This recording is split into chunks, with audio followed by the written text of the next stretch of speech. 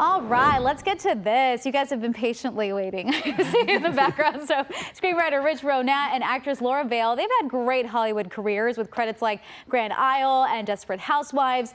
They've also joined forces to start their own production company, Good Rebel Pictures, and they're both sitting right next to me. Thank you so much for being here. Thank you for having us. We're so excited. Yeah. So before we get into the production company, I saw the trailer for Culprit. So was I right? Because it was scary for me. Is it not supposed to be scary? Is it more considered a thriller? How do you label that? It's supposed to be scary. Okay. We are glad that you're Should scared. be kind of creepy. Should be kind of creepy. Okay, for so sure. maybe I should use the word creepy It's instead. the tone. It's a darker, heavy tone. It's like a psychological thriller. Yeah. Yes, those are good. So we want to Yeah. keep the audience on the edge of their seats, constantly guessing and really engaged in the film. Okay, So- well, you did a good job based on what I saw so far. Okay, let's get to the production and then we'll get to the movie. I was just curious on that. Production company, why was it so important for you guys to team up and launch this thing? Well, you know, both of us have been in the business a long time, and I think we were kind of always coming from that place of like trying to get a job, you know, like being like, hope they buy the script, I hope they cast me in from this audition. And we just kind of got to a place where like, you know, like I've seen enough bad movies and terrible and bad shows. I'm not saying they're all bad, I'm just saying there's plenty of them that are, that I'm like, we can, if you know, we can do this ourselves a lot better. We've, you know, from being in the business 25 years, and Yeah. I think we're kind of like, you know, let's just do this ourselves and just the years of experience, you know. Yeah, and if I was waiting for the opportunity to get like a great role, I'd be waiting a long time to be picked by someone. So it's time we picked ourselves.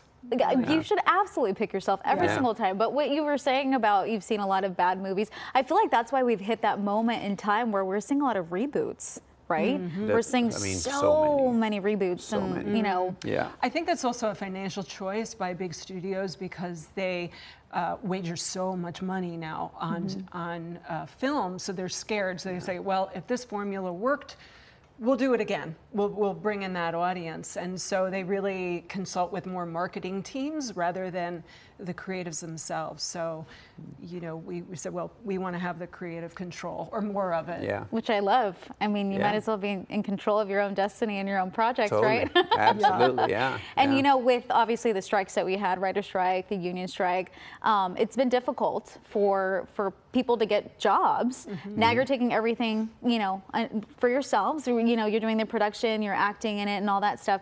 How has it been for other people in the industry, or how has it been for you guys reaching out to them to say, hey, do you need help? You know, what's been that circumstance been like? Getting help for the next movie, you mean? Yeah. Actually, you know, it's funny. It's like people want to work on good stuff.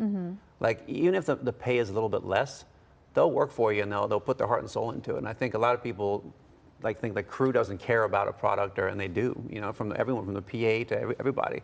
So I think, I mean, everyone just wants to work, but they want to work on something quality, you know? Yeah, we shot during the strike, and we were lucky to get an agreement, and you know, with Screen Actors Guild, and you know, support fair wages, and we had, you know, people say, hey, I had another option to work, but I really want to work on your project. So that's, you know, what Rich is talking about.